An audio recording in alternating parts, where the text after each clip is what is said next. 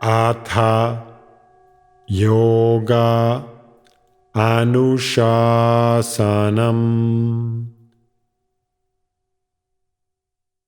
Namaste.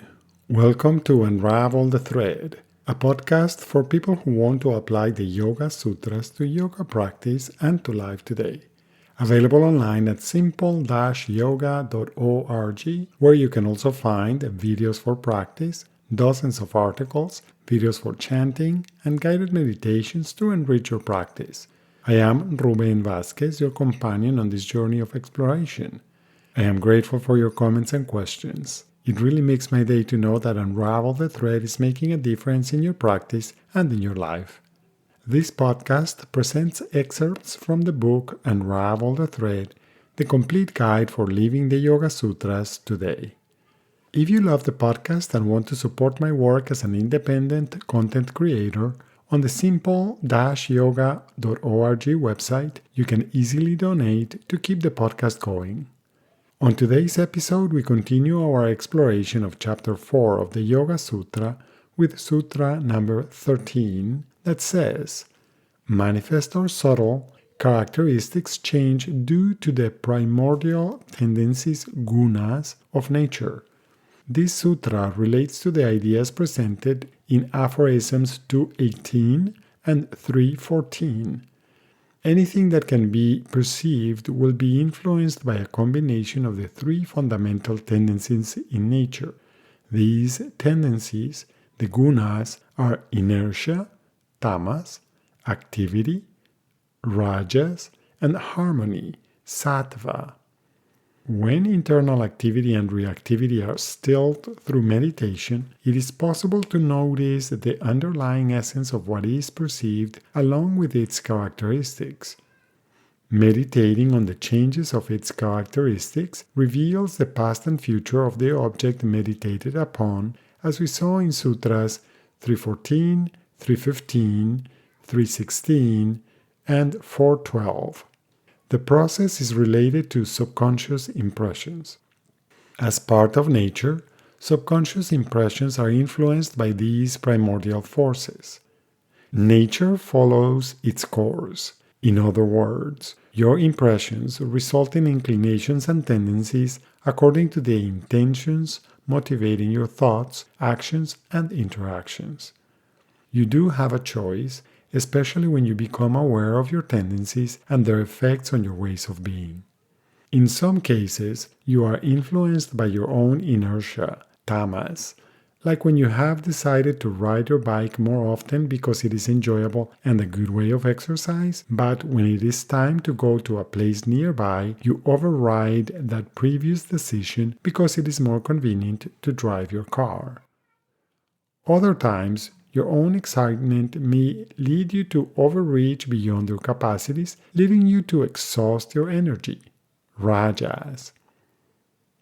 Other times, you make choices that feel balanced, require an appropriate amount of energy, and have balancing effects. Sattva. So, even when you are not aware of your own inclinations, just living your life, you may notice that every time a situation manifests, you have choices for your actions.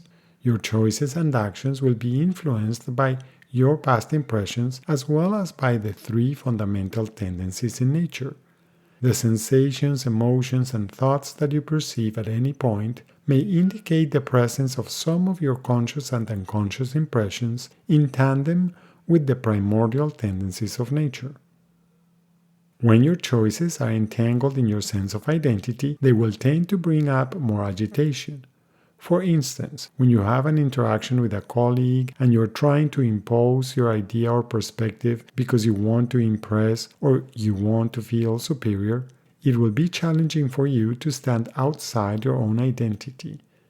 Thus, it will be harder for you to witness the situation from your own presence in order to make a balanced choice. Similarly, the way you interact with others is influenced by the primordial tendencies of nature.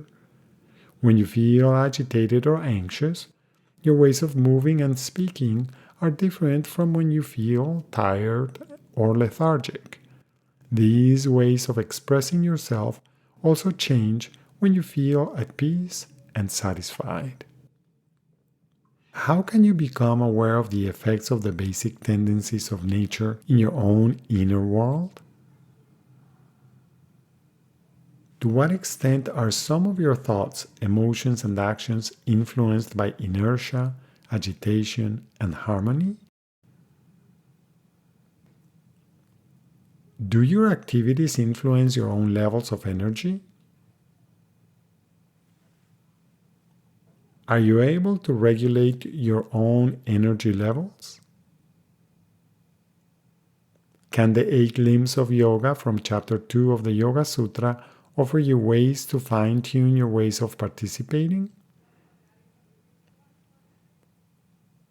When you do something, can you notice your own habitual patterns? Do you engage superficially or with too much intensity? What feedback offers you cues to modulate your actions? Is it possible that your tendencies are constantly offering you lessons to learn? In fact, is it possible that everything in nature can be seen either as pure sensual enjoyment or as a way to connect to your true nature, as intimated in Sutra 219? What would happen if you contemplate this idea? Is life a foe trying to set you up to suffer, or a compassionate teacher helping you move towards greater integration?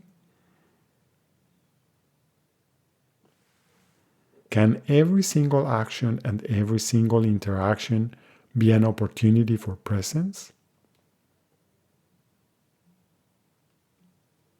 As usual, one more way of exploring the meaning of this sutra is by chanting it.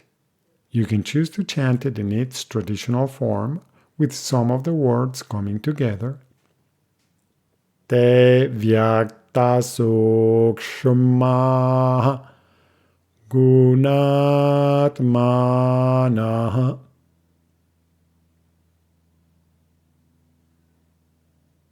Another option is to chant each word in the sutra individually. Te vyakta sukshma guna atmana. Te vyakta sukshma guna atmana. Te vyakta sukshma guna atmana. Te vyakta sukshma guna atmana. Te vyakta sukshma guna atmana.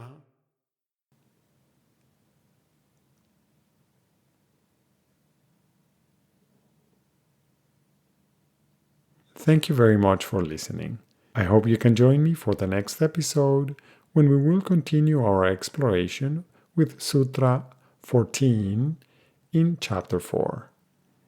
If Unravel the Thread is part of your day and you feel generous, I would appreciate it if you could support my work with a donation at simple-yoga.org. Thank you. And thank you also for subscribing, liking, and sharing. Remember that you can have your own copy of Unravel the Thread. Until next time, Namaste.